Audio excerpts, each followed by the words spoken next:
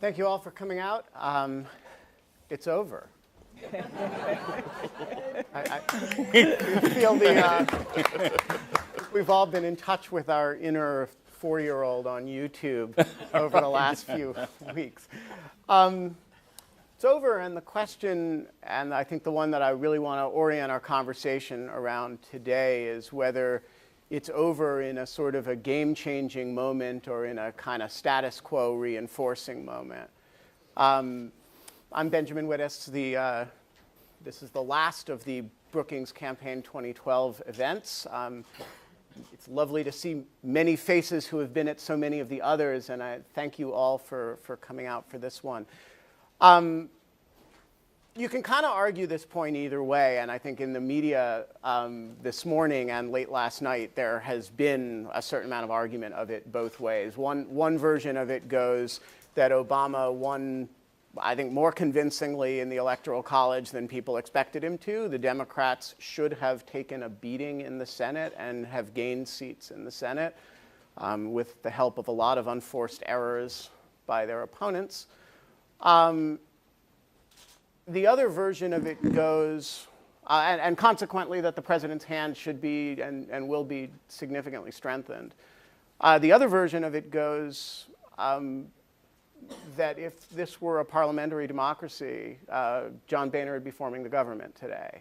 And the Republicans actually did not appreciably lose any ground in the House, notwithstanding the president's and the Democrats' performance in the other house. So you can argue, and I think people are, that either this is a sort of moment that will change the equation significantly and break gridlock or change the nature of gridlock, or that will simply reinforce where we have been for the last 2 years. And so I want to, I think, orient the conversation today around that sort of basic question with respect to the major issues we're going to confront over the next 6 months domestically and internationally. And I can't think of a better group of people. It's like 4 of my absolute favorite Brookings colleagues to help me do that. They need no introduction, so I'm going to do nothing more than say their names, and then we can actually start. Tom Mann, Bell Sawhill, Bob Kagan, John Roush. We will talk for a while, and then I will take questions with about half an hour to go from the audience. If you are following this on the webcast and want to send questions in by Twitter, you can use the hashtag BI2012. Tom, let's start with the results. I mean, is this a status quo result, or is this a result that really changes the conversation? The answer is yes and yes. And I'll try to explain that in a few minutes. But the big winner in this election, big winners are Nate Silver, Pollster.com, anyone who believes in real data of evidence.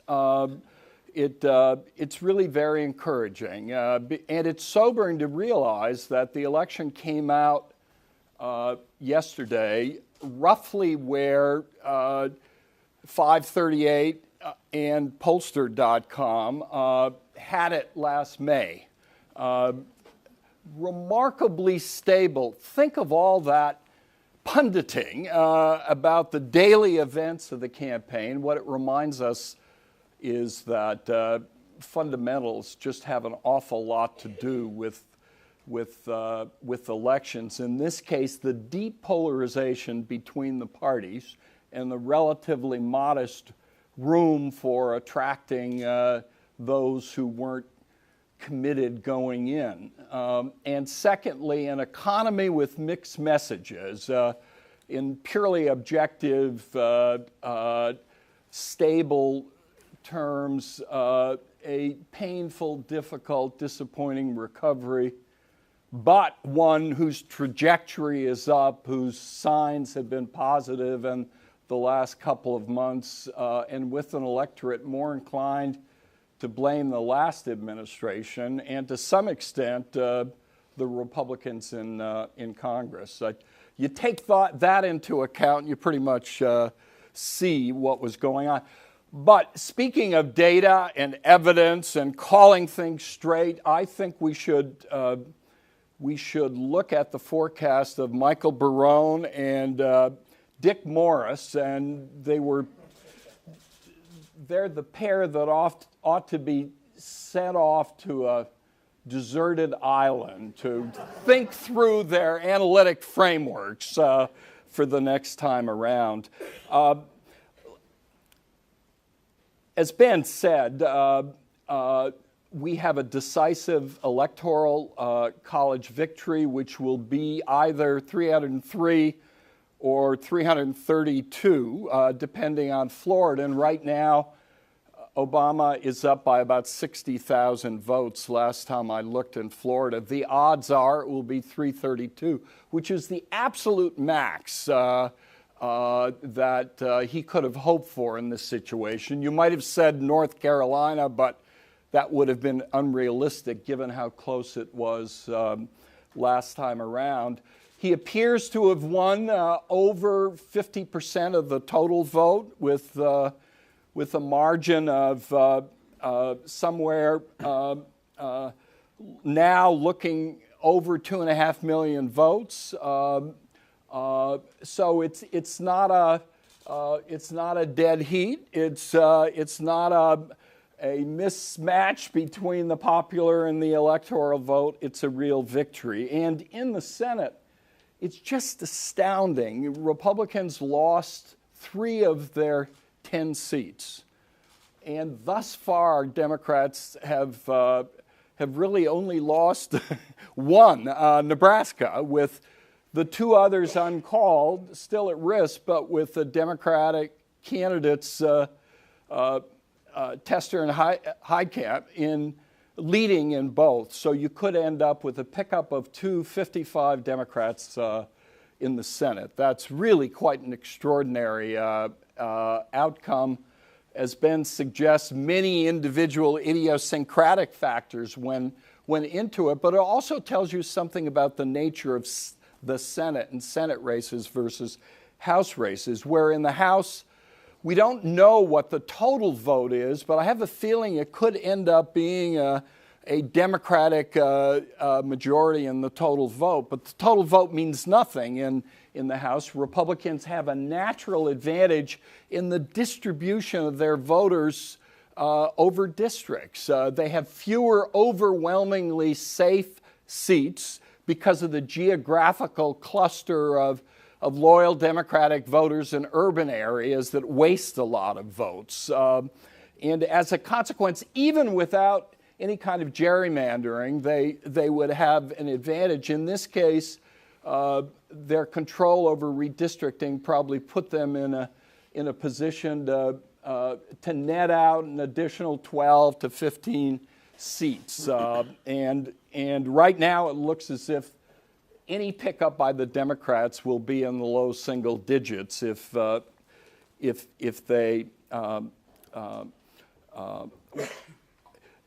do as well as that. Okay, why do I say it's both a status quo election and a potential changer? A status quo because we ended where we began in the 112th Congress, which has been the least constructive and most destructive Congress in memory. We have a Democratic president with a Democratic majority in the Senate, short of cloture, and we have a Republican House. Many analysts are saying, well, it's the old gridlock back.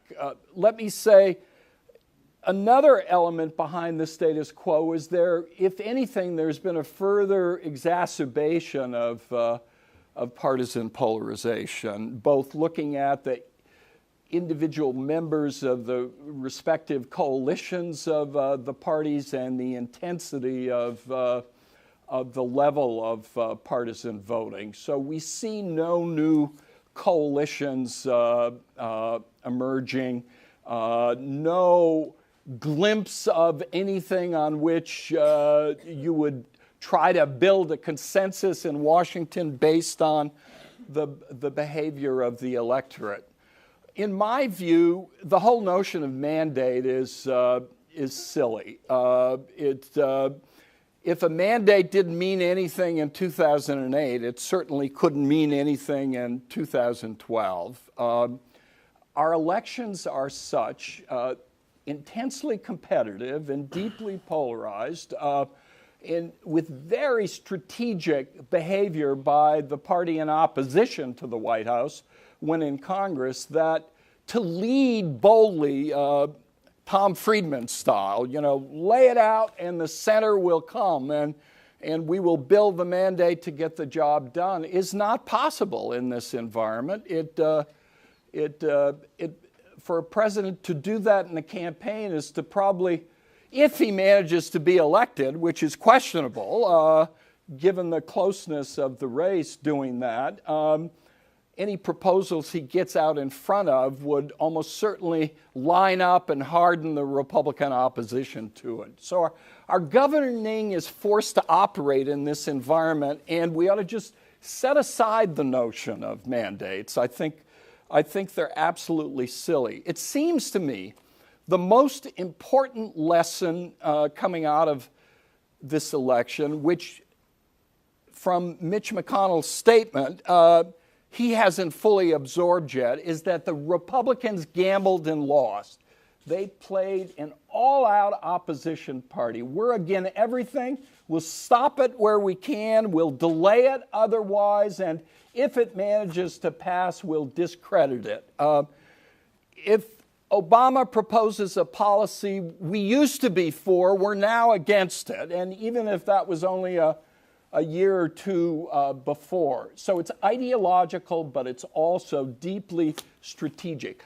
That was the strategy they openly identified at the time of Obama's inauguration as their route back into power.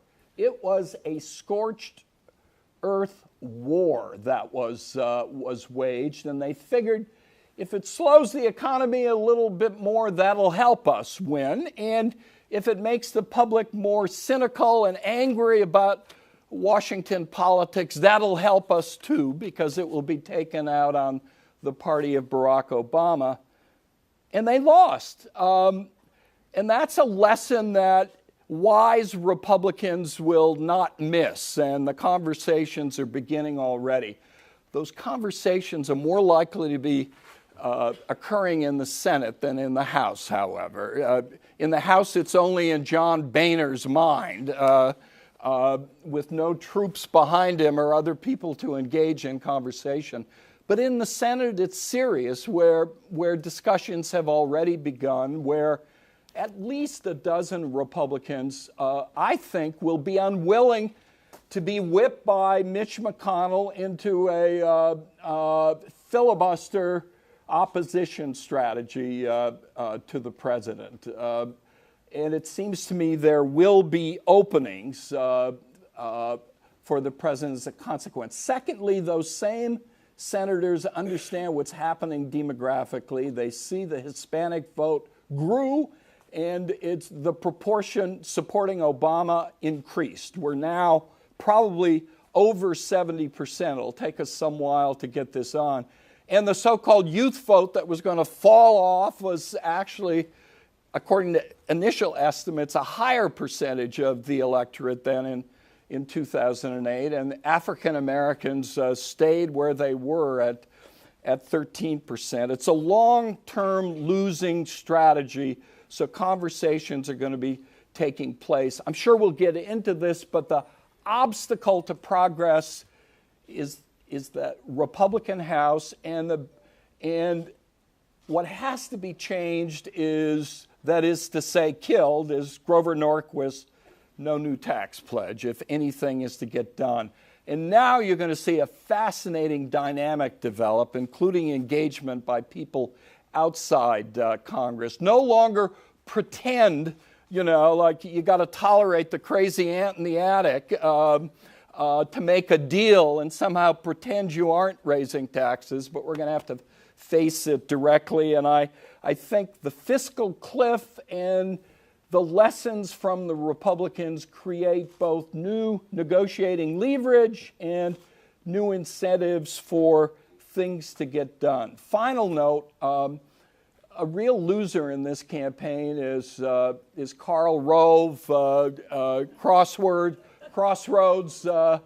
GPS, a lot of money, did nothing for the presidency and the Senate, and there's going to be some buyers or contributors' remorse. Thanks. Thanks. Huge amount on the table. Jonathan, jump in. Which parts of that do you agree with and disagree with? I agree with pretty much all of that, Tom. And I'd amplify part of it if I could by focusing for a minute on the social issues, which I think make a nice example of the box the Republicans now find themselves in. So I'm gay. I'm a supporter of gay marriage and have been for quite some time. As all of you probably know, until last night, anti-gay marriage initiatives and referenda won, I think, 31 times out of 31 times. My side accumulated the single most perfect record of failure in the entire history of American politics. There's an asterisk for Arizona. We don't need to go there. They changed their mind. And we woke up this morning to discover that apparently, we don't know for sure in Washington, but it looks like 4 out of 4 gay marriage referendum have approved gay marriage, and in 3 of them, 3 American states, the voters have now positively said not just that they don't want to ban it, but that they actually want to have it. There are 2 areas where 2012 has been a game changer, a breakthrough, a break in the dam, whatever you want to call them. One is gay marriage, and more broadly, gay people's relationship to the country. We're now mainstream. The other is marijuana, the other M. I don't know if any of you are following this, and but following it eagerly. Following it eagerly, avidly.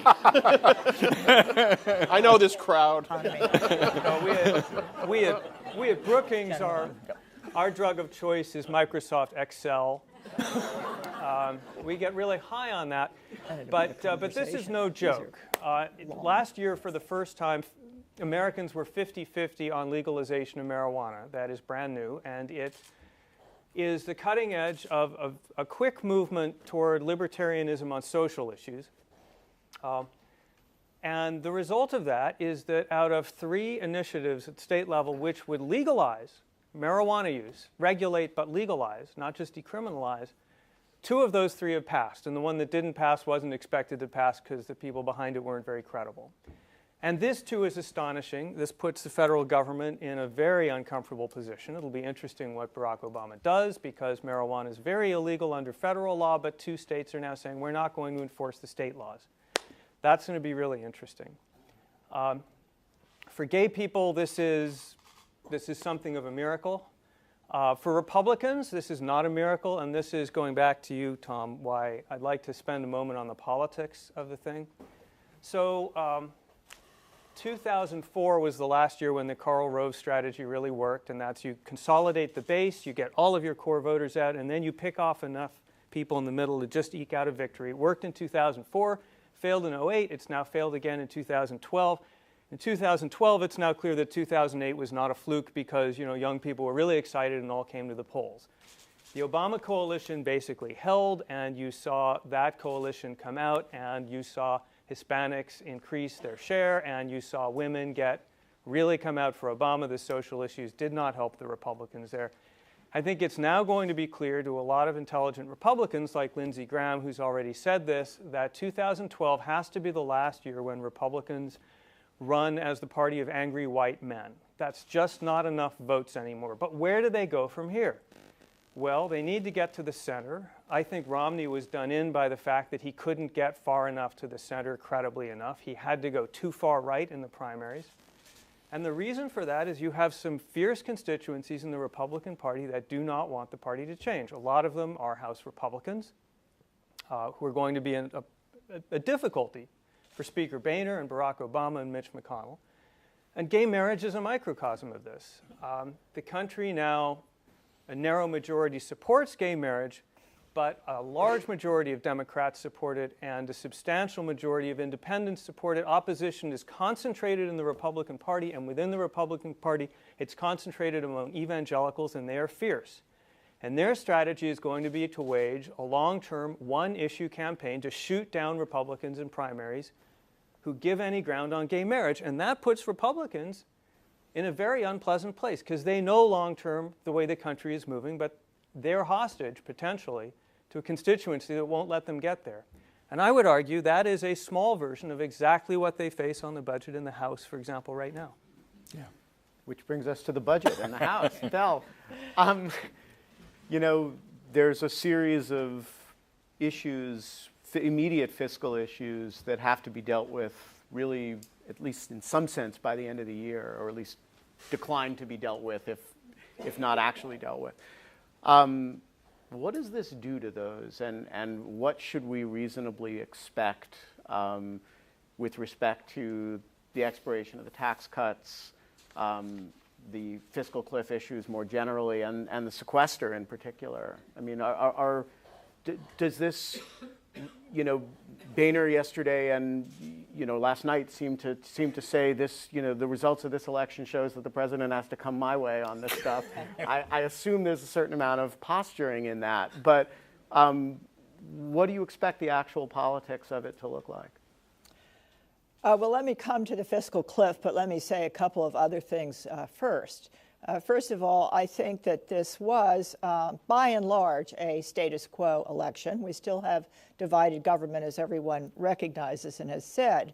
I think I also want to reinforce the fact that, as both Tom and John have suggested, the demographics in this country are inexorably changing in a way that will give the Democratic Party an advantage unless Republicans make some major reforms in their own positions. So I think for the long term, there is going to have to be a debate within the Republican Party about how to handle that. I think the second thing to keep in mind in terms of who this election helps longer term is remember that the economy is now in a recovery, and barring some new crisis related to either Europe or the fiscal cliff, and I'll come back to the fiscal cliff, the economy is likely to continue to improve. You know, Romney used to say, if I'm elected, there will be 12 million new jobs. Well, all that figure represented was what would happen if the economy grew at its normal rate over his period in office. So Obama, having been reelected, is going to be the natural beneficiary of any economic growth that we have going forward. Yeah. The public has a tendency to ascribe to a president whatever's happening to the economy, to either blame or praise the president on those grounds. I think the public is usually wrong. The economy isn't affected very much by whatever the president can and can't do. But they think it is, and so this will further vindicate Democrats and I think force Republicans over time to reconsider some of their positions. So that's a sort of an introductory thoughts on this status quo plus election. Now, coming to the immediate economic problems that you asked me about, we do face this fiscal cliff, and all of these tax cuts expire at the end of this year, as I think everybody knows now. The spending, automatic spending cuts that were part of the sequester, agreed to as part of the negotiations over the debt ceiling in the summer 2011, are going to go into effect. The tax cuts are going to raise revenues about $400 billion over a decade, and the spending cuts are going to, no, that's a single year, I'm sorry, $400 billion, and the sequester is about another $100 billion. Anyway, you've got about a $500 billion hit on the economy if we go off the cliff. And that's huge. You know, bear in mind that that's much larger than anything that was in the original stimulus package, for example, except it's going in the wrong direction. It's slowing the economy instead of boosting it. All the economic forecasters, the Congressional Budget Office, and others believe that if we go off the fiscal cliff, it will put us in a recession again. I in no way dismiss the bad economic news that could come out of that. I would point out that if there's some way to go off the fiscal cliff for just a short period of time, for just a few months, and then use the higher base of revenues and the lower base of spending to do some things that politicians all love to do. I don't care if you're a Democrat or a Republican. You like to have an opportunity to cut taxes and raise spending, and that's what they could do if we reset the fiscal clock by going off the cliff, starting with higher revenues and lower spending, and making some adjustments from there in the interest of keeping the economy from going further off the cliff and leading to a new recession. So this gets to what will we do? Well, I think the key issue is there going to be any willingness to compromise, and what would that compromise look like? First thing to be said is don't expect a lot to happen during the lame duck session of Congress. It's too short. It's called lame duck for a reason. It's not the final makeup of the Congress, so it's not going to bind the Congress that takes office next year to some major changes. So many people expect there'll be some small changes. Maybe we'll fix the so-called AMT, for example, because that's going to affect people's taxes right away if it isn't fixed. In other words, it's already not been fixed, so it's going to hit everybody's taxes for 2012 unless it's fixed and made retrospective to January 2012, not 2013. And then there's this issue of physicians' fees and some other, the payroll tax and other things that I think really have to be dealt with. But there will probably also be some kind of kicking of the can down the road, somewhat short term. Now, what's the political problem here? The political problem is that the Republicans still have a huge club in their hands.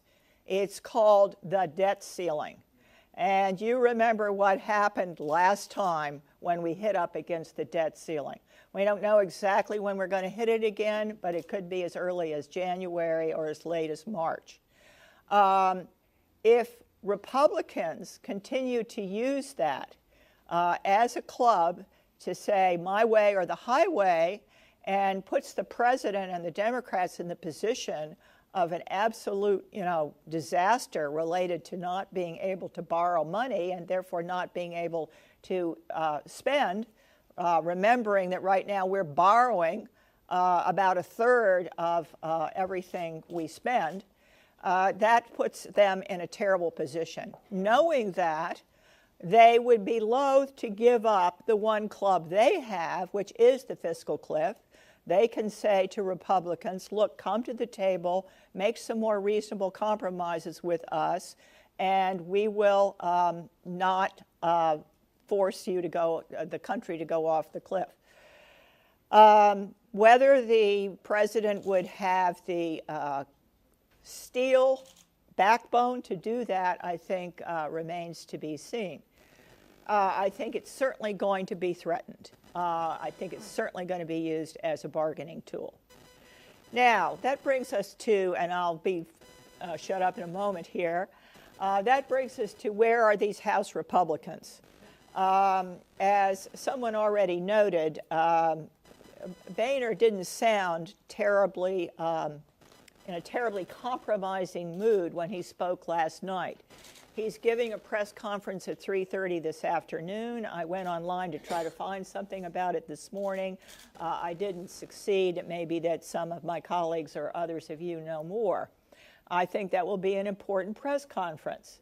I think, there's two possibilities right now. One is that Republicans will change their stripes a bit. They will be more willing to compromise.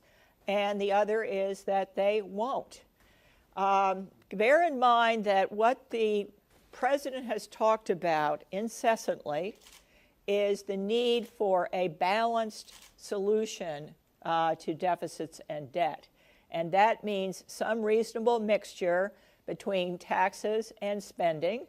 And in this off-the-record interview that he gave with the newspaper in Iowa, he said it would be similar, that he would come forward with an initial proposal that would look very similar to Simpson-Bowles, which is about $2.50 of spending cuts for every dollar in revenue increases.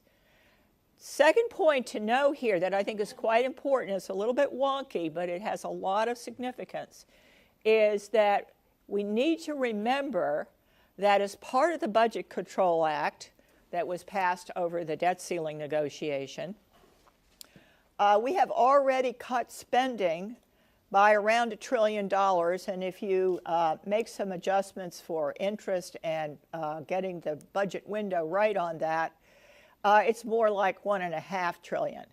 So if we've already cut spending by $1.5 trillion, in other words, we've already done everything on the spending side of the equation to get the long-term or the next 10-year budget under control, then the remainder that needs to be done, even if you agreed with the Simpson-Bowles ratio of 250 to 1, then that means that the revenue piece as a ratio has to be a little higher now because we've already done so much on the spending front. And Democrats will, I think, know that and will press for something closer to 50-50 spending and revenues, at least over the next 10 years. Now, I am hopeful that there is the makings of a very sensible compromise here. It would be raise some revenues over the next decade, do it through tax reform, do it through limiting deductions, putting a cap on them, which Romney talked about, and which Obama is in favor of as well.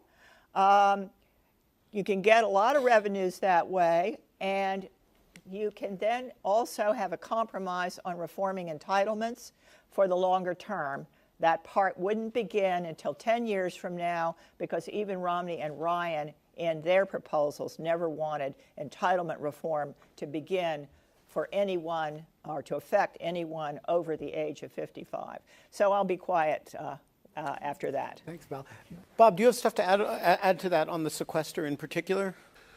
Well, I mean, I hope that some deal like that is possible. And I would say from a national, if we're going to talk about foreign policy and national security a little bit, so you can go check your stashes or call your dealers or whatever else you guys are going to do. They're too old. They didn't even get that joke. Never mind. You're cute, really. But from a national security perspective, and that's my perspective, it's very obvious that we have to, A, show the world that we're capable of getting our house in order if we are going to inspire confidence in America's continued role in the world. And I think that's very important. And B, we actually have to get our house in order. That's also important. Because I think what we cannot afford to do is either say that we don't need to pay attention to foreign policy anymore while we fix our problems, which is a tendency that we may succumb to and which I think President Obama leaned too far in the direction of during the campaign. I hope he walks that back a little bit. Or continue with this gridlock, which makes us look like we are paralyzed and going out of business effectively. And the reason I say that is the next 4 years are likely to be a time of tremendous challenge in foreign policy. They are not, in fact, a 4-year period where the United States can absent itself or look like it is locked in gridlock and unable to deal with its problems. The number of issues that can come up and probably will come up, and only those are the only ones we know about, are enormous. And President Obama has a very challenging second term coming up in foreign policy. Now, you asked specifically about sequestration.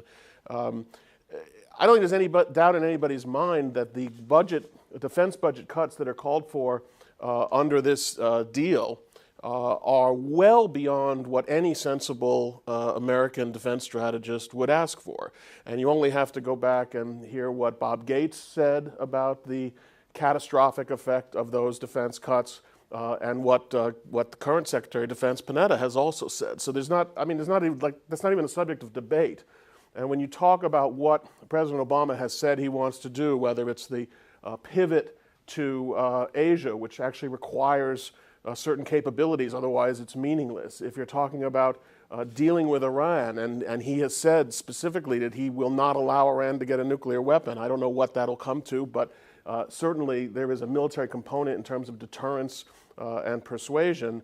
The signal that will be sent, in addition to the actual consequences of sequestration, could have a very jarring effect on the international situation as we look forward. So, and I mean, there's going to have to be, those of us in the national security business are going to have to really speak to Republicans and make them understand that there's more going on here than either just this political battle or their attitude towards taxes. There is, in fact, the well-being of American security and this global order the United States has been supporting all these years.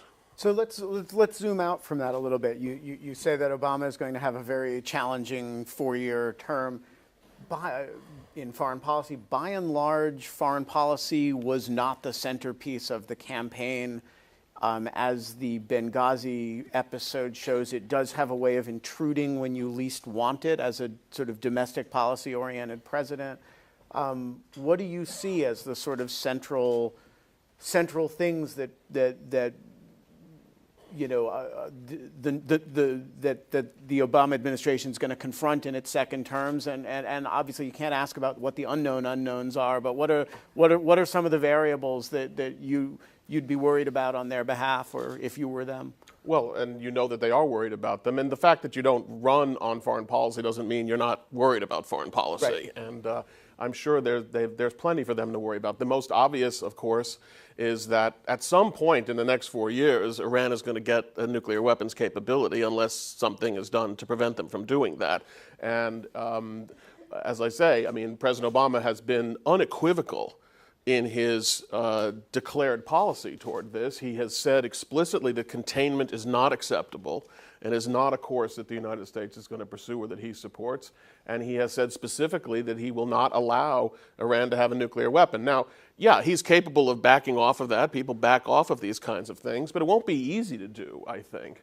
And there's a certain general sense out there that once a president is reelected, then they don't worry about the political pressures that they were under in the first term. I don't know what Tom would say. I don't believe that. I find it extraordinary the degree to which second-term presidents are still playing politics. They're thinking about their legacy. They're thinking about whether their successor will win the election. They have to deal with a Congress that is consumed with politics. So the notion that this is kind of a Republican trope is that the real Obama doesn't care whether Iran gets a weapon, and now that he's been reelected, that's it. It's over. I don't think whether he cares or not, that's an easy thing for him to do. So that's obviously one thing. He has set us off on a trajectory in Afghanistan in terms of withdrawing most troops in 2014. By the way, that was one of the great unspoken, somehow the debate didn't elucidate that both Romney and Obama planned to keep troops in Afghanistan after 2014. We're just going to rename them. But suffice to say, whatever happens in 2014, it could be a total disaster.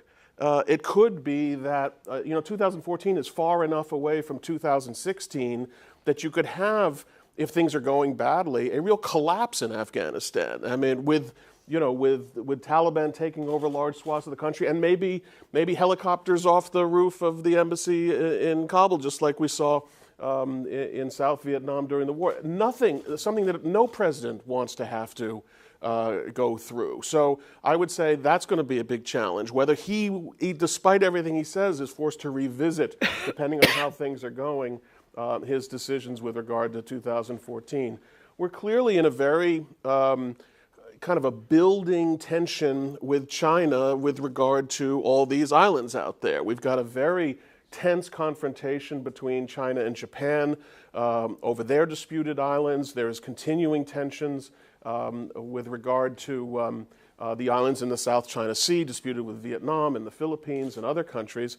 And we're also having a China that's going through a succession right now. And I would say if our China expert, Brookings China experts were up here, they would say the first phase of a new leader's term is not one where they intend to want to compromise a lot and back off when confronted with the United States pressure. So that's a potential problem that I think the administration is acutely aware of. There's the Arab Spring, or whatever people are calling it these days. And this is one thing I worry about with regard to the Republicans in opposition.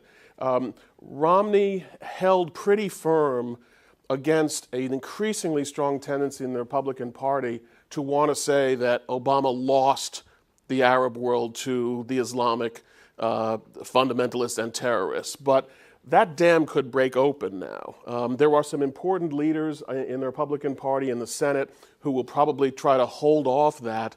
But it's a very easy talking point in Republican circles to just say, this is gone, which will have implications for whether we provide aid to Egypt, et cetera, what we do about Tunisia, what we do about Libya. This is going to be a real headache for the administration as it tries to address Egypt. And I mean, I could keep going on, but Syria is still out there. And, you know, these efforts that the State Department is engaged in to try to strengthen and pull together a new Syrian opposition organization, to me, is not what you do if you were about to say, we don't care what happens in Syria. It's a continuing U.S. involvement. And those who think that these things, you know, there's a history to these things dragging on beyond the moment when you think that surely something has to happen, and then people say, well, that means we're not going to do anything. I give you the Balkans in the 1990s. We could drag on and not do anything about Syria and then ultimately feel compelled to do something about Syria if it widens, et cetera. So all of these things are out there while we're dealing with the fiscal crisis, while we have pressure on the defense budget, while we have potential gridlock in Washington. And this is, sometimes history deals you these kinds of hands. So, okay, we've got a at once status quo and game-changing election in the context of very substantial and fateful fiscal challenges immediately and in the medium term, long term, in the context of very rapidly changing social policy environment and a very dangerous international environment with lots of challenges over the next 4 years. And we have it in the context of a particularly divided country that continues to return divided government, a fairly bitter campaign, and a lot of nastiness. I don't think anybody feels like really good about the sort of state of our politics right now. It seems to me it all raises the question of, you know, both Obama 4 years ago and Romney this year, and actually George W. Bush in 2000, you know, talked about himself as a uniter, not a divider. Clinton talked about himself as a new kind of Democrat, right? I mean, there's been this urge for a more unifying politics across party, across administration that has just not been reflected in the governance that we've had. And I'm interested in whether that now gets worse or whether the clarifying moments that all of you in different ways have described for the Republican Party, as well as the need by the president to get things done and reach some agreements, changes something and forces some degree of change in the degree of polarization of the environment. And I'd love to just go down the row and get each of your thoughts on sort of the problem of governance in a country this divided as reflected by yesterday's results, and then we'll open it up to the floor. Well, you've summarized beautifully the dilemma we're in, the situation we face. You get that kind of talk in campaigns because that's music to the ears of pure independents who don't follow politics very much or have a lot of information, but who like that. Why won't those people just come together and get the work done?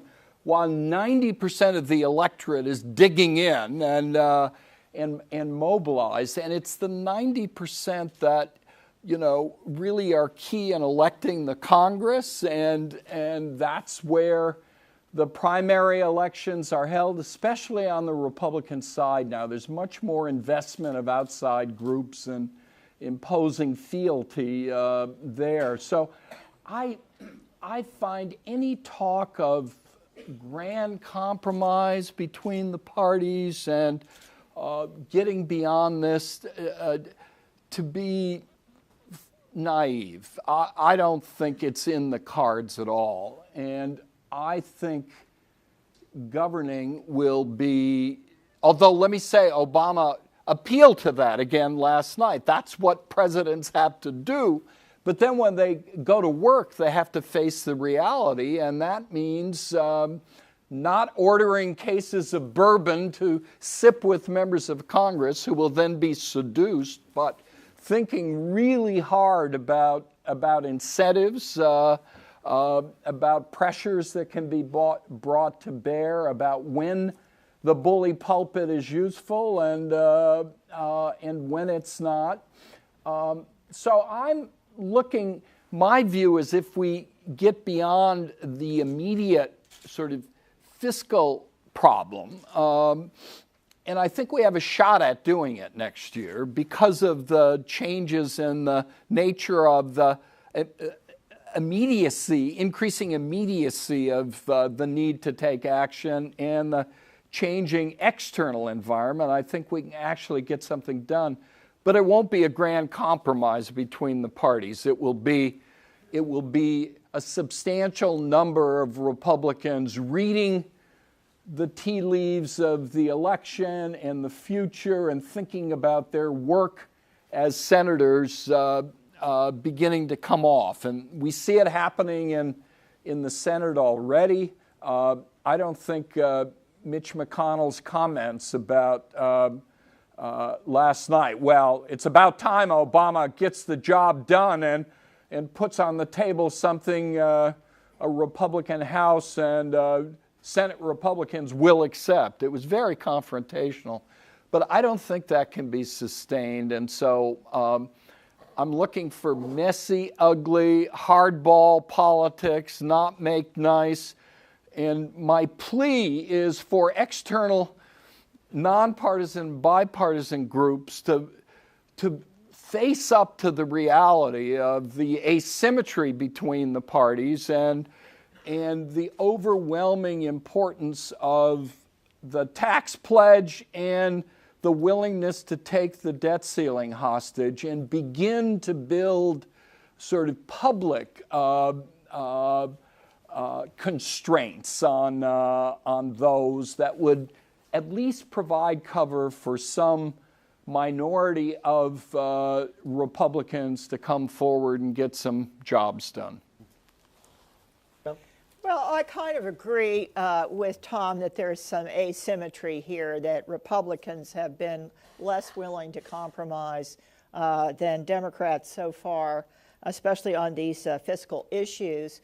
I think we have to allow for a period in which it's going to be messy and in which there's going to be an attempt for the Republican Party to find its soul. I mean, it's a divided party, it seems to me right now. I think I might be a little bit more optimistic than perhaps you are, Tom, on the fact that there still are moderate Republicans, if not so much in the House, out there in the country. There are business leaders, there are other kinds of leaders who really are not totally happy with where the Republican Party is right now. And many Republican strategists who I think would understand these demographic trends we've all talked about, and the fact that the public is very disenchanted with the way Washington is working, and they have to work a little harder to make sure that there is that there's more compromise in the future.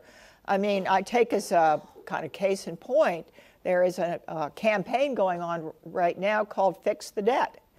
and it's led by a group of corporate leaders. So, you know, there are other voices that can help to rein in or begin to nudge the Republican Party in some new directions. I think before you get there, though, there's going to be, you know, the blame game amongst Republicans. Well, we ran the wrong guy. You know, Romney wasn't a true conservative. Secondly, it was Sandy. You know, it was the hurricane. And it was Governor Christie. Oh my gosh, how could he have done that? And then there will be the usual charge about it's the media. The media is too liberal and didn't really report this well. And you know, there'll be a number of other arguments of this sort. And we have to go through that. The Republican Party has to go through that.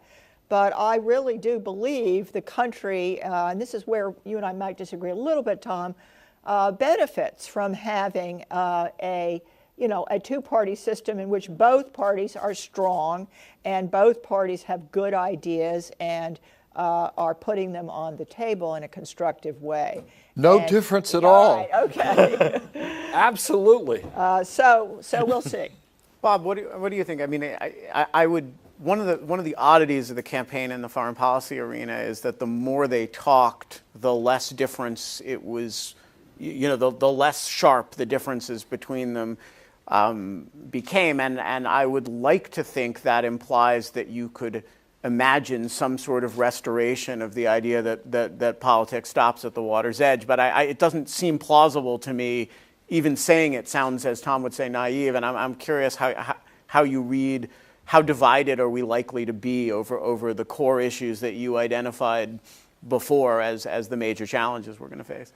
No, I actually think foreign policy is the one area where you can have bipartisan cooperation. Right. If you look at the leading foreign policy lights in the Senate, just for instance, whether it's John McCain or Lindsey, I'm talking Republicans, John McCain or Lindsey Graham or Kelly Ayotte or Marco Rubio, they've all shown not only a willingness, but an active willingness to reach across the aisle and work. And there is I do believe there is a broad consensus about American foreign policy. The differences are 10 degrees in one direction. And the biggest split really is between the broad consensus for an international role that exists in both parties and a desire to come home and not be involved, which also exists in both parties. But there is a coalition that can be built. I don't, by the way, politics has never stopped at the water's edge. It's impossible to remove any subject in American life from politics. That's the way we are. And the one thing, just to get out of my lane a little bit, I mean, when Tom says that, you know, they're going to come together because they decide that's their any compromise will be based on an assessment of political advantage, not on love. It's always like that. I mean, that's how all grand compromises have been reached ever since the founding of the Republic. It's not because anybody thinks, maybe we ought to just make a deal. It's because they have no choice but to make a deal, and they get forced into it. So I think, therefore, I'm kind of where Bell is, that I think that political reality can impose itself even on the most recalcitrant party, with the only odd situation being that House members don't have to worry about what's going on in the country. They only have to worry about what's going on in their district. So that's the one thing. But I think that, and in addition to, when you talk about outside groups, Tom, one of the things that, again, I would like to see there are a lot of Republicans who do care about national security and foreign policy, which is an issue that now feeds into issues of tax and fiscal cliff and fiscal well-being. And that is a bridge that I think can be worked on if you want to get people to say, look, America's not going to be strong unless we figure out how to do this. Yeah. Jonathan, are we fated to fratricidal warfare over social issues, or is this a sufficient turning point that it's going to be on sobering? The podium, we certainly fated to fratricidal warfare, because you're all wrong. No, a couple of things. You know, the people in the country have been complaining for 4 years, or more than 4 years, that politics is broken and they hate it and it's terrible and won't you all come together? And then in 2012, they run an election which changes nothing. You couldn't have an election with less objective change. So that is not a vote for less polarization, because it's not going to change it. Secondly, the polarization problem is structural. It's baked in the political cake. And the point that Bob made in passing just now is the point that ought to be, that's the headline. Tom, question for you. Is it fair to say that the Which, House... which point that Bob made? Yeah, if in I said passing? something that's worth a headline. We're about to- Yeah, let's bring it out, Jonathan. Make sure I know what it is. Congressmen, especially in the House, are accountable to their districts, not the country, so they're worried about losing a primary campaign, Right. not a general election. Right. And that means that the incentives are not to depolarize and compromise. No one gets punished for standing their ground, for partisan truth. In American political primaries, they get punished for compromising, which means they won't do it. And they don't really care in many cases if the debt doesn't get paid because they're focused on re-election. Question for Tom, is it fair to say one result of this election is that the House Republican caucus is at least as conservative as it was before the election? Yes. Yeah. Is it fair to say that the Senate Republican caucus is at least as conservative as it was before the election? Yeah.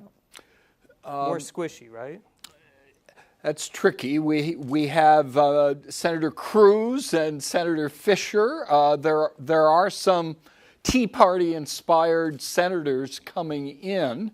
Less change, but there I'd say what's a counter movement is that the natural problem solvers, legislators, serious people in the Republican Party and the Senate are increasingly ready to step up. So if you have some play in the Senate and you Yeah. can get a deal in the Senate and Obama likes it, you go to John Boehner in the House caucus and you say, here's the deal. We're going to do compromise. It's going to do tax increases. Some of you are going to lose your seats. What happens?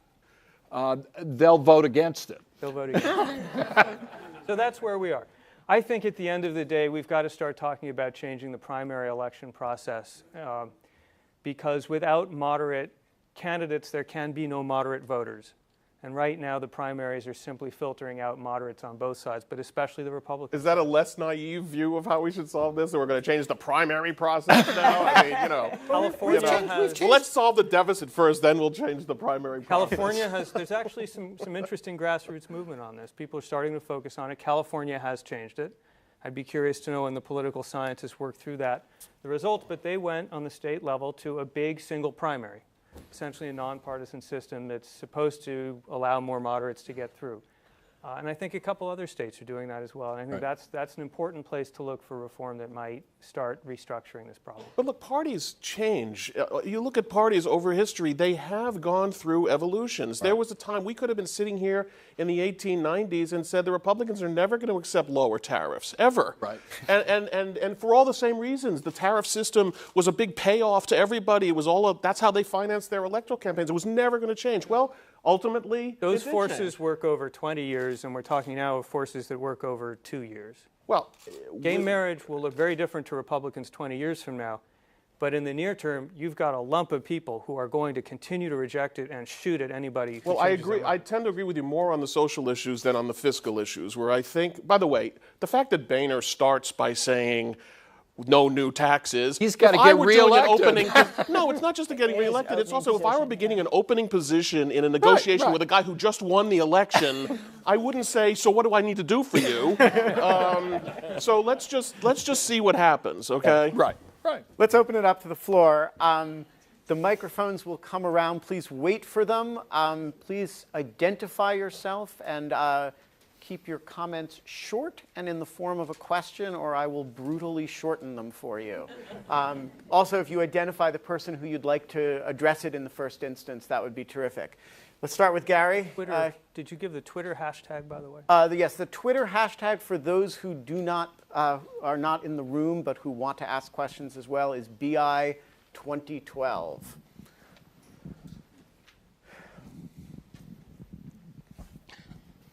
Thanks very much. I'm Garrett Mitchell, and I write the Mitchell Report. I think the question is for Tom, and it's got two components that I think are both arguably in the dog that didn't bark realm.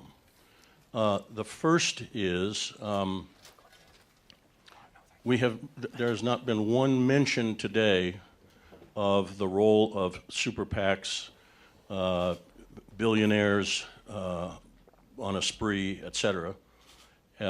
So the first question is, were we hyperventilating or about the impact that might have on these elections, or is it too soon to tell? And the second is, suppose Sandy had struck this week, not last week, leading to a significant degree of disenfranchisement. What structures, procedures would have been in place for a delay of the election or something that provides a remedy so that a significant number of voters weren't disenfranchised? On the latter, we have avoided doing anything to improve the administration of our elections. Instead, we engage in partisan warfare to suppress or increase the vote. It's not a pretty picture, and many of the problems that existed in the past that we saw with Florida 2000 continue today. The fact is we're very vulnerable to such an event as you discussed it, and there's a timetable set up that's inexorable for moving ahead to the appointment of electors and the casting of their ballots. And you could imagine substantial disruptions and delays. And right now, all of the authority on that is to be found within the states. And these, like many other matters, are decided by calculations of partisan self-interest one way or another. All of which is to say we're not ready for it at all, and I hope this leads us to do more thinking. I briefly mentioned the role of money when I said Karl Rove ought to be in trouble and there ought to be some buyer's remorse. I mean, it really is telling how much money was spent for so little outcome. We may decide in the end that the money that flowed to the House was more important. That remains to be seen, but it sort of tells you at a presidential level, in particular, with the candidates raising the levels of money that they do, with the free press, media opportunities that exist, with the power of party and the reality of the economy, there is limited room for an inundation of ads making a difference. I think the problematics are much more in the Congress, anticipating the intervention of huge sums of big money in their campaigns, leading them to be fearful, to anticipate who might do it and how they might ward it off through actions in Congress. That's the problematics, its impact on policymaking. A slightly different take on that question. One Tom won't like quite as much is that another group that ought to be doing some thinking is people who hyperventilate about money in politics. This money did remarkably little. I wouldn't say it's a non-issue, but I think it's very clear after this election that super PACs and big money did not determine it, probably weren't all that important, and we ought to be worrying for the most part about more important things. There's another dog that didn't bark in this election, by the way. I'm one of the few who will say foreign policy was a very important issue in the election by not being there. If the Republicans could have gotten to the right on Obama and hurt him on security, they would have. He took those issues off the table for himself and possibly for Democrats, and that's a big deal if that's it. Yeah, the other dog that didn't bark was climate change in this election. Very ironical to me that right before people voted, they saw the consequences of its absence. Yes, in the very back. Hi, I'm Dr. Caroline Poplin. I was a volunteer for Obama and for Elizabeth Warren. My question is about Obama.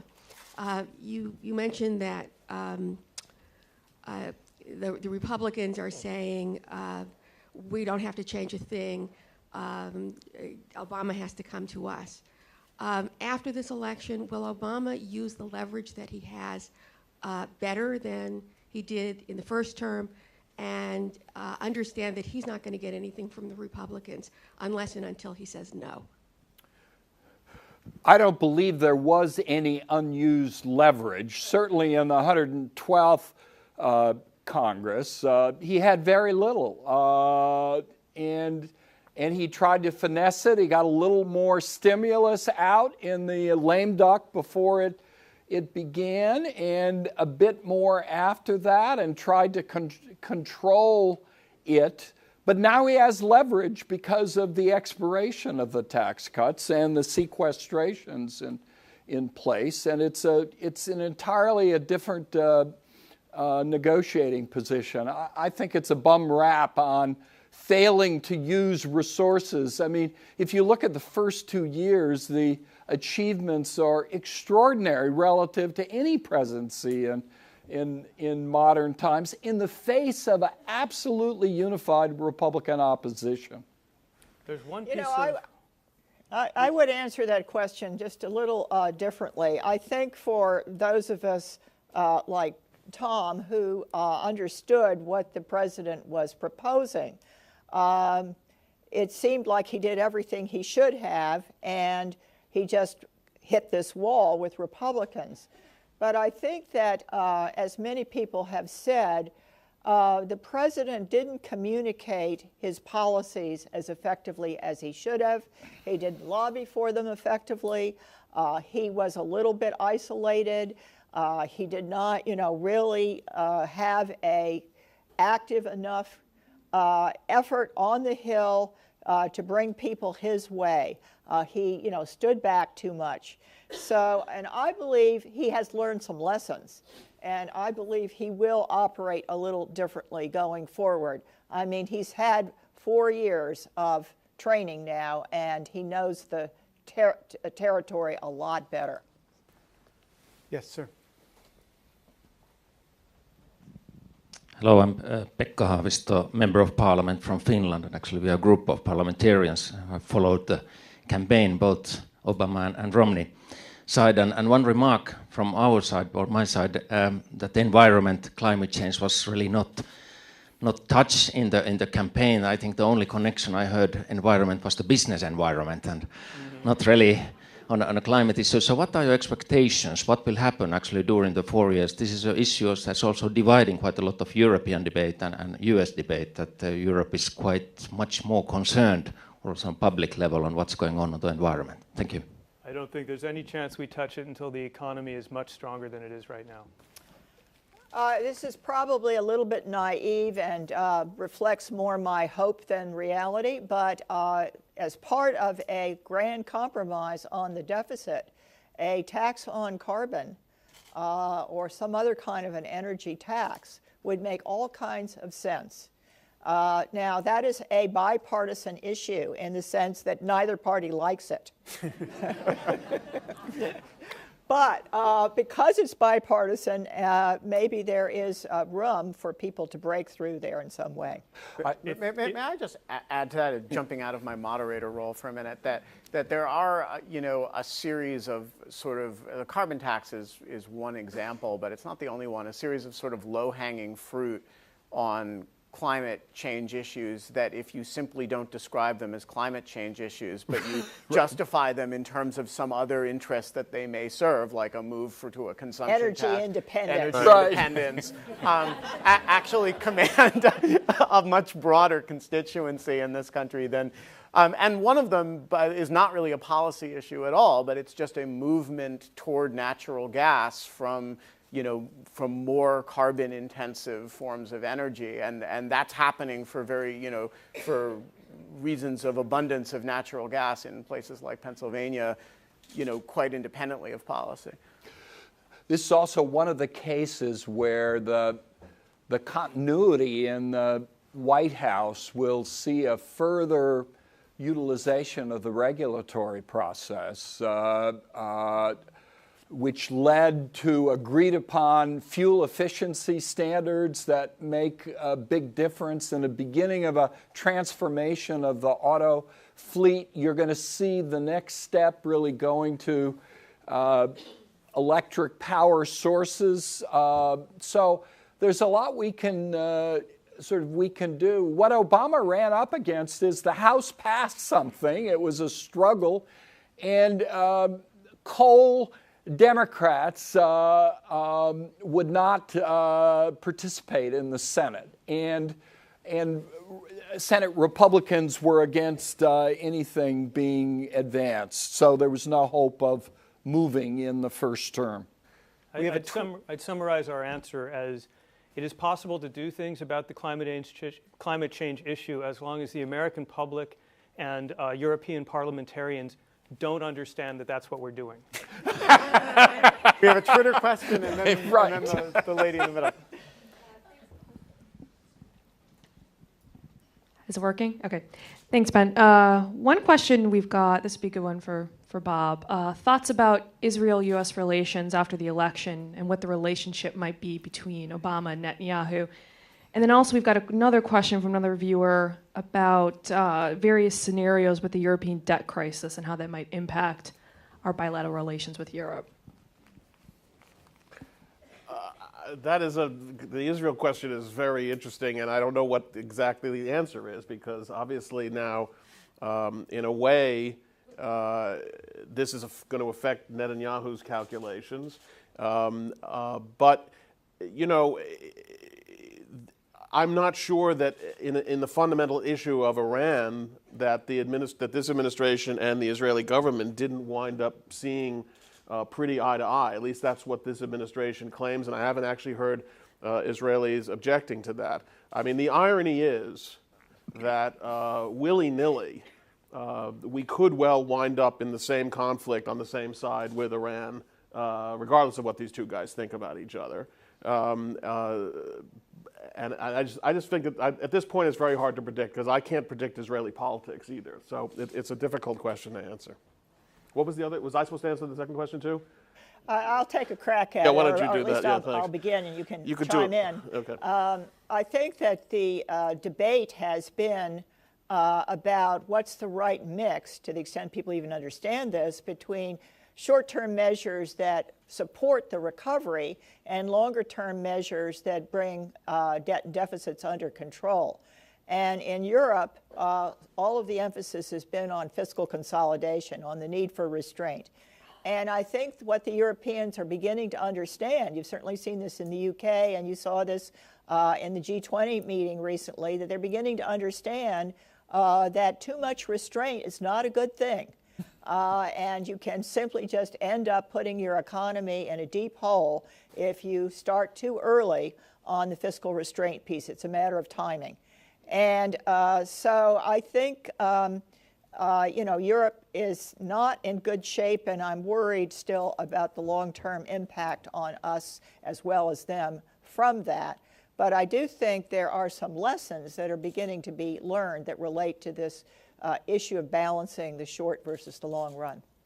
Bob, I'm happy to hear your thoughts as well. No, I just was add that we have been such a non-player in the European discussion, and that's partly because when we were perceived to be the cause of the crisis, we didn't exactly have a lot of, why don't you listen to what creds. How about our wisdom on this subject? But I also feel that as that began to pass and we started looking like we were doing better than Europe was, the administration has just not engaged enough, in my opinion. And it hasn't engaged enough in Europe in general, in my opinion. And I really hope that in a second term, that there's more emphasis placed. The U.S. policy in the first term was very Russia-centric. They looked at Europe through the lens of Russia. I think it's time to start looking at Europe through the lens of Europe and maybe trying to cooperate more. I don't think we have a lot we can do for them, but I think we need to start engaging more. Hi, I'm Nancy Chalkley. First, I share your complete joy with the victories for marriage equality through the election. But my question is really about health care reform and the budget. And a lot of people are talking about that it's much easier to cut entitlements that have never really benefited people yet versus cutting Medicare and Medicaid, let's say. And I was wondering what your take was on how you think the health care reform is going to play out over the next year. I'm not optimistic. I think the implementation is going to be enormously difficult. And you have to remember we have a lot of Republican governors out there who aren't exactly enthusiastic about making this work. It would be hard enough to do this if everybody was enthusiastic. doing it without full support, I think, is almost it's going to take a miracle for it to work. I'm all in favor of the principle of what was accomplished through healthcare reform, covering more people, et cetera. But I don't think that I think it needs a second look. And I think that, as I said before, one element of a grand compromise could be to take a second look. When you look at where the public is on this, a bare half, roughly, supports healthcare reform. And so it doesn't have overwhelming public support. Some of the people who don't support it because it wasn't liberal and progressive enough.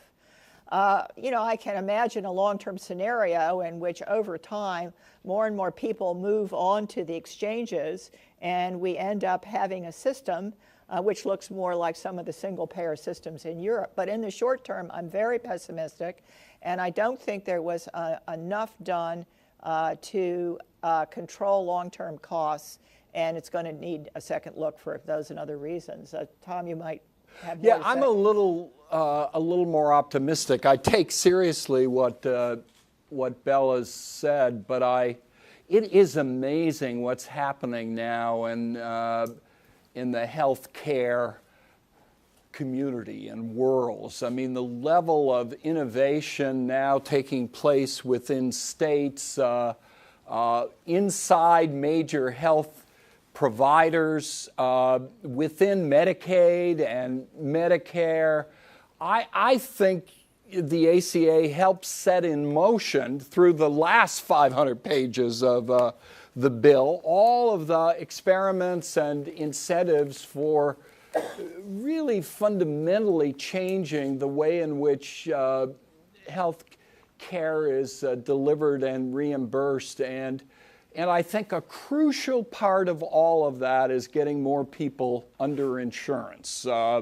Because without that, you have serious problems. So I think headway's been made, and I think once you cross the threshold and suddenly people are insured and protected for a period of time, if you try to take that away, you're in deep trouble. I mean, the one thing we've learned is the power of path dependence and sort of courses taken, if sustained for a necessary period of time, come to redefine the new status quo. I have no doubt we'll be restructuring this again and again over time, but I predict this will, historically, this will be seen as the signal achievement of the Obama administration and will ultimately lead to both improvements in quality and delivery, but control of cost in a way that goes to the cost drivers and not involved in a series of shifting and prayers about what new competition can do in this arena. I think it's very significant and promising if difficult. Tom, if I could say one more thing. May I just add, Tom, I'm going to say it's neck and neck on the single greatest legacy of Obama, whether it's going to be health care or gay equality, on which he has been gay people's equivalent of Lyndon Baines Johnson, a tremendously important president, historic. On health care, one of the ways in which this election potentially is a landmark is that Republicans now have to give up the idea that they're going to repeal this thing. They're going to have to work with it. The era of massive resistance is either over and they work with it, or they continue and beat their heads against the wall of it. And I don't think they're going to do that. So the landscape has changed, and there's an interesting exit poll result. It was early and tentative, so I'm not sure right now. But not the most number of people, but a substantial number of people actually listed health care as most important issue, and 70% of them voted for Obama. So although the electorate as a whole may be divided, this is a passion issue, it turns out, for a lot of people who vote on this issue and may have helped the Democrats. And if that's the case, Democrats aren't going to forget that. I'd like to say one more thing, if I could, about health care, and that is I wrote an op-ed for the Christian Science Monitor. They chose the title for the piece, and they called it A Health Care Plan that Romney, Ryan, and Obama could all agree on. And what did I suggest? This is obviously not something that would happen overnight, but something we might evolve towards. And that is a system for the working age population, the core of which, as now, is private insurance through your employer, but with more and more people having access to exchanges and thus to a public, at least a public option.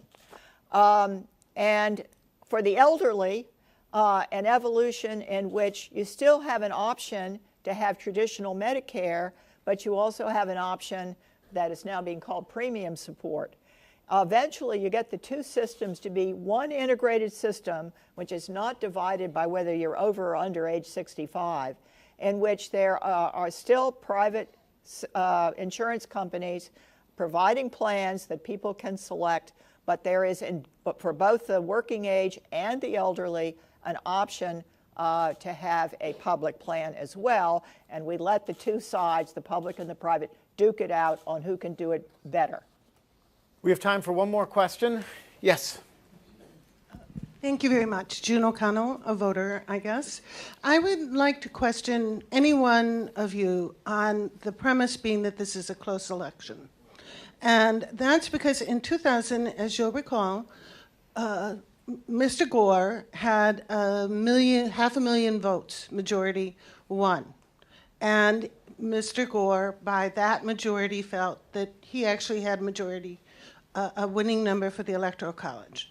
And there is a majority in this country that felt that President Bush won by one vote of a political appointee. And yet, the Cheney-Bush-Rove triumvirate ran their government from day one as a win, a majority. They didn't want to hear that they'd only won by one vote. They didn't want to hear that that was a close election.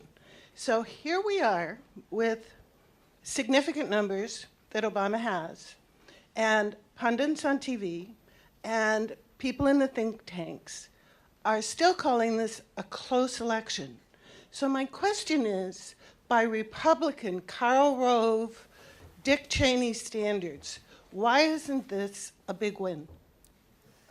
As the person who threw out there the idea, not that this was a close election, though I think it was, but the idea that it was a status quo election, with all due respect, I think you're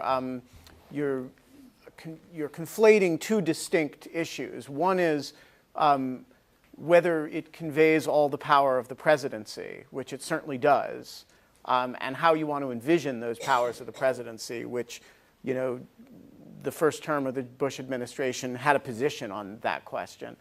But the second question is, how close was the election? And this election was less close than people expected it to be, I think. On the other hand, look, Obama won the decided majority of the supposed swing states, but he didn't do it very decisively in many of them. Ohio was very close. Florida is still open. Virginia was very close. You know, you move a relatively small number of votes in a relatively small number of states, and that 330 electoral votes disappears pretty quickly. And so I think when people say it's a close election, what they mean, and I'd be curious whether anybody here disagrees with that, what they mean is that you don't have to change very many variables before the outcome is different. I disagree. I think that this is obviously close in the sense that not many votes change it, but I think we're in an age now when that's how virtually all elections are going to be, at least at the presidential level. Within the context of the variables in this election, it really couldn't have gone much more favorably to the Democrats. They pretty much swept the board in most of what was at issue. And even if it was something close, even if you think it was close, close in this case means the Democrats win very significantly for the following reason.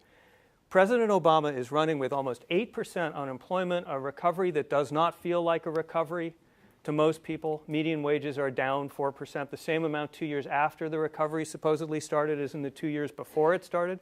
They're not noticing a difference. And the president, for most of his campaign, couldn't be bothered to come up with a story of how he was going to make things better in his next 4 years. Republicans somehow found their way to the most moderate guy, put $1 billion behind him, and couldn't win. In fact, they lost clearly and fairly decisively in a climate when people like me were saying we're not even going to know the result until weeks or months afterwards. From where I sit, that looks like a very, very big night for the Democrats. I'm struck by the same thing, that with the economy in so much trouble, at such a high level of unemployment, even though it's moving in the right direction, that Obama could win. Do we have a historical counterpart to this? Actually, Bill, the fundamentals as than FDR? The fundamentals as economists and political scientists study this say tip slightly to Obama's reelection, just because of the trajectory, the direction of the recovery. I could imagine a situation if we had just utter stalled in the middle of this year, where the outcome possibly would have been different. But it didn't. We had a reality, and what John described is for real. Now it's. But again, as I said, I don't believe in mandates. I believe in sort of hard-nosed politics, thinking seriously about incentives, and getting the job done. I want to make a completely unrelated and ultimately naive point, which is, can we stop with the demonization? Is that possible? No is the correct answer, obviously. I wonder when we can get over the 2000 election, when we can get over Monica Lewinsky, when we can get over Obama doesn't really come from this country, et cetera, et cetera. I don't think it's very helpful. And both sides are guilty of it. I think both sides don't realize that both sides are guilty of it.